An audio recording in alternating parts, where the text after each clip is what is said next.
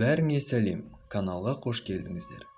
Бүгінгі шығарылымда Американың ежелгі тұрғындары, үнді тайпалары туралы айтатын боламыз. Үндістандағы үнділіктермен шатастырмаймыз. Біз Христофор Колумб туралы мектеп уақытынан білеміз.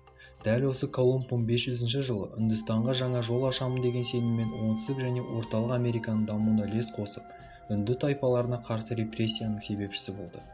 Олардың колонизаторлармен не себепті соғысқанын және қазір қайда тұрып жатқанын бүгінгі шығарылымда айтатын боламыз. Деректер бойынша сол уақытта 30-ға жуық үнді тайпалары болған. Олардың ішінде танымал апачи, команчи, инуиттер сияқты тайпалар мекендеген. Америка колонизаторлары әртүрлі есептеулер бойынша 15 миллионнан астам жергілікті үндістерді жойған. Қазір олардың Құрама Штаттардағы ұрпақтар саны 5 миллион адамнан аспайды. Көптеген отарлаушылар үндістердің ашықтығы мен достығын бірден байқады. Алайда ешкім бұл халықпен бірге бейбітшілік пен келісімде өмір сүргісі келмеді. Оларды құл қылу мүмкін болмағаннан кейін жерлерінен ығыстыра бастады. Британдықтар солтүстік Америка аумағына қоныс аударғаннан бері Құрама Штаттар тарапынан үндістерге жалпы саны 1,5 мыңнан астам әскери шабуыл жасалған.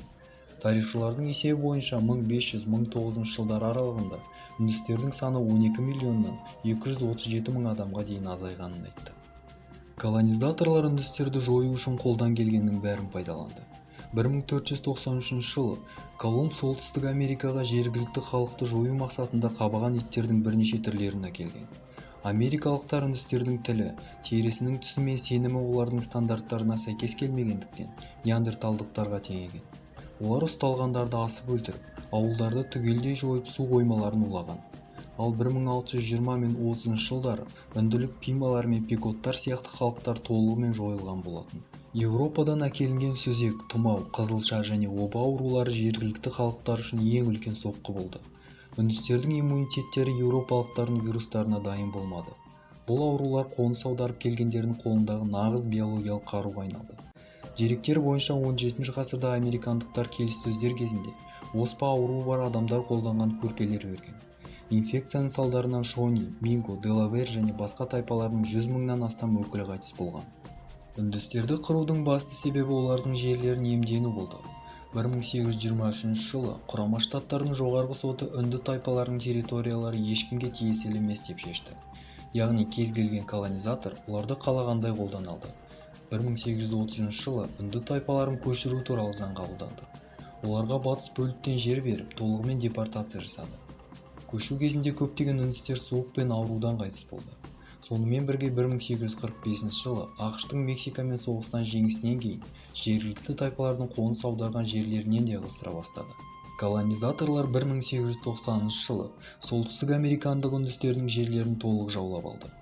Адам санындағы айырмашылығына байланысты олар бұл соққыға төтеп бере алмады. Осыдан үнділіктерді резервацияларға күштеп қоныс аудару басталды. 1890 жылға дейін үндістерден шамамен 600 миллион гектар жер тартып алынған. Американың байырғы тұрғындары тек 1924 жылы ақш-тың заңды азаматтарына айналып құқықтарға ие болды. Жалпы резервация дегеніміз мемлекеттің ішіндегі шағын мемлекет деуге болады. Қазіргі таңда ақш-та 330-ға жуық резервациялар мен 574 тайпалар бар. Оларға барлық штаттар аумағының тек 2% ғана тиесілі. Резервациялардың көп бөлігі Калифорния, Оклахома, Аризона және Лос-Анджелесте орналасқан. Заң бойынша үндістер өз территорияларында үкімет құрып, валюта жасауларына болады. Сондай-ақ акциясыз алкоголь мен темекі саудасына рұқсат етілген. Сонда да көптеген үндістер әлі де толық тәуелсіздік болғанын қалайды. Ал алкоголь мен темекі бизнесінің дамуы жергілікті халыққа тек зиянын тигізеді деп санайды. Ал қазіргі таңда резервацияларда көбісі ішімдікке салынып кеткен және өкінішке орай нашақорлар көбейіп келеді. Құрама Штаттардың әділет министрлігінің статистикасы бойынша американдық үндістер зорлық-зомбылық қылмыстарының құрбаны болуы басқа ұлттарға қарағанда 2 есе көп. Осылайша қазіргі біз білетін Америкада өкінішке орай бұл халықтың ұрпақтары өте аз қалған. Бұл 500 жылдық соғыс бүгінгі таңда тарихта қалғаны сөзсіз. Бүгінге айтарым осы: егемен еліміз аман болсын. Бізбен болғандарыңызға рахмет. Келесі кездескенше.